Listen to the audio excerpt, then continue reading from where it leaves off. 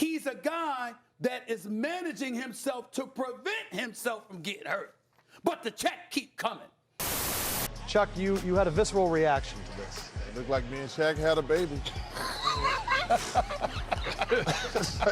They gonna do, man. I've been concerned with Zion ever since I watched him play at Duke because he has a body type that can get a little bit out of hand. Right now, hearing reports that he's over 300 pounds. The overall career arc of Zion Williamson up to this point has been an absolute roller coaster.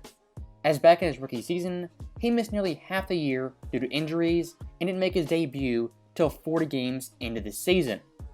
And the following year, in his sophomore year, he bounced back in a big way, averaging 27 points on 61% shooting. But unfortunately for Zion, once again, he would get banged up and injured and miss the entire 2022 season. After being the most hyped prospect since LeBron James, Zion's first 4 years have been far from ideal. But at age 22, finally, we are witnessing the true potential of Mr. Zion Williamson. As when it comes to the current season so far, he has shut up a lot of his doubters from the past years.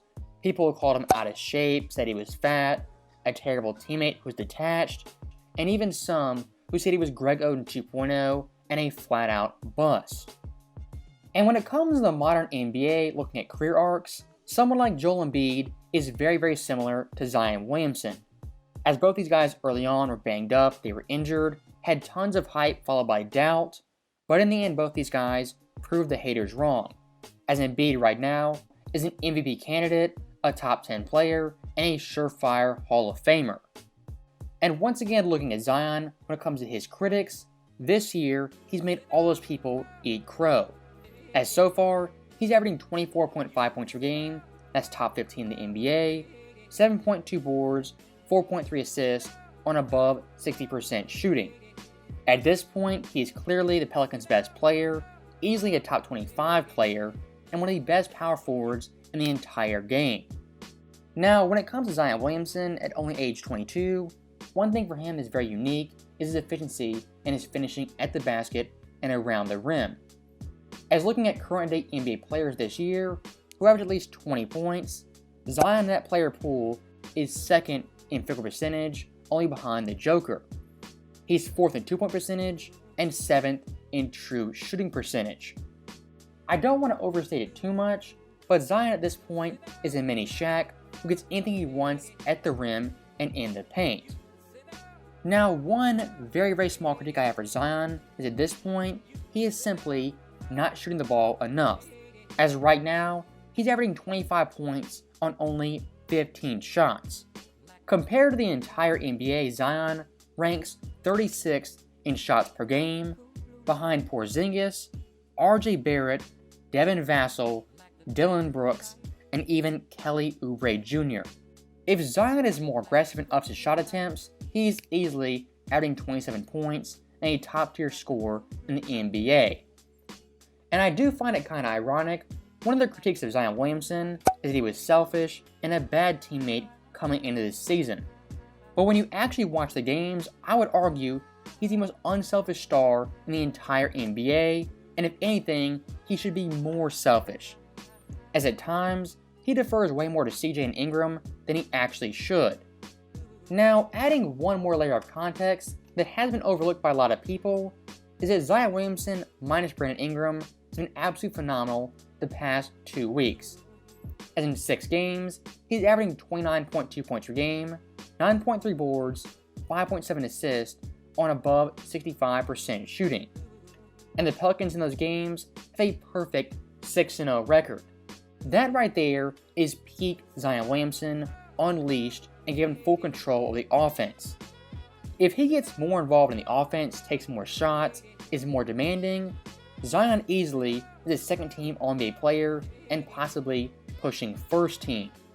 And one more thing I do want to note, looking at that 6-game sample size, Zion in the paint and at the rim is only rivaled by Giannis Antetokounmpo, as during that stretch, he's averaging 10.2 made field goals in the paint on absurd 76% shooting.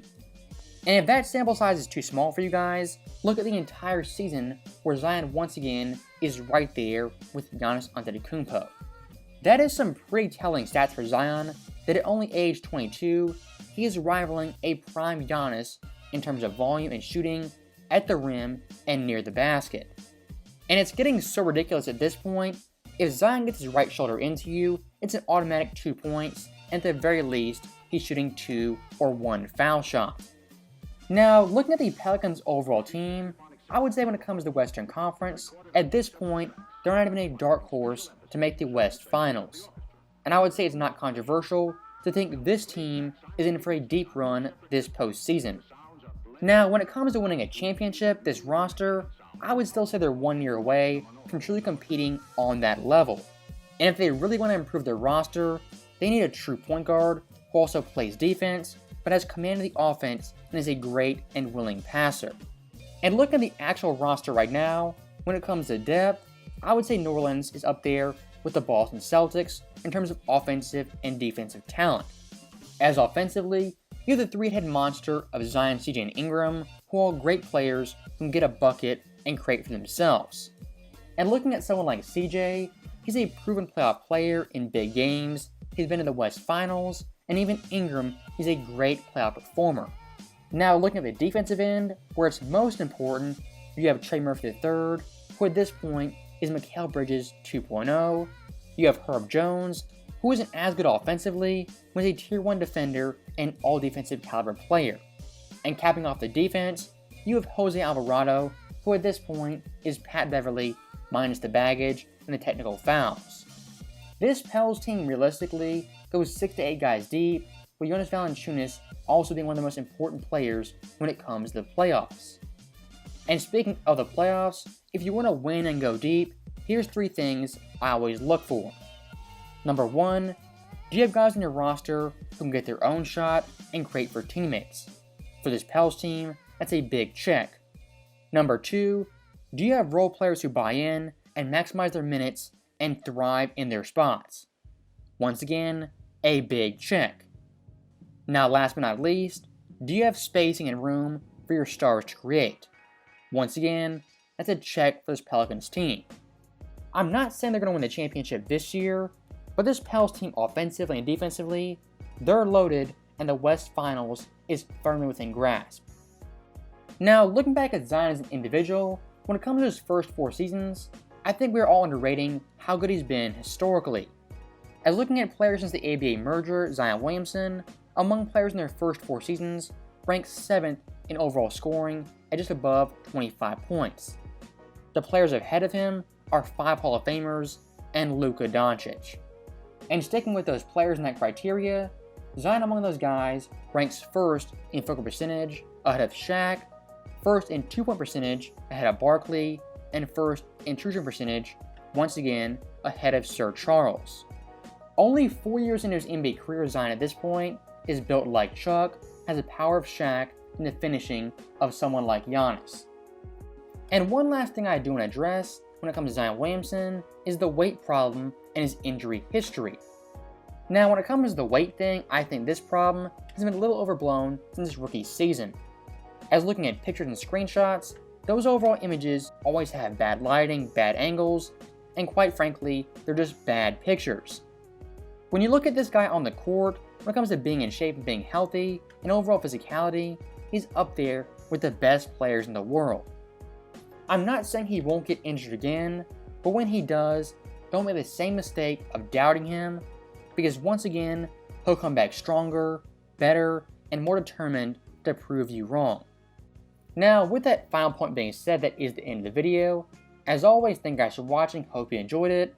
I wish Zion and the Pelicans the best, and hopefully, it's a deep playoff run. Thank you guys for watching. I'll see you guys next time.